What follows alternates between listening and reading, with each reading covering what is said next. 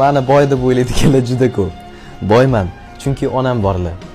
Shunaqa bir qiziq vaziyat bo'lganda hayotimda. Bir yaxshi ko'rgan qizim bo'lgan, unga vaqt ajrata olmaganman, pul ajrata olmaganman. Pulim yo'qligidan emas, oilada bitta erkak bo'lganim uchun. Yolg'iz o'g'il, bitta erkak. Yonimda adam yo'li, har kuni achamlab yuradigan. O'shaning uchun 18 yoshman, hamma topgan pulimni onamga beraman-da. O'shaning uchun telefon qilib rozg'or qilish kerak uyga. Bolam desalar, "Oyi, pulim sizda-yu, bemalol borib bozor qilib keling, jiyanlarimga kiyim olib bering." Topgan pulim oilamga ketyapti. Shu yangi yigit topdi, vaqt ajratadigan, pul ajratadigan. Endi baxtli bo'lsin deymiz. Baxtli bo'lsin, joni sog' bo'lsin. Bitta narsani tushundim.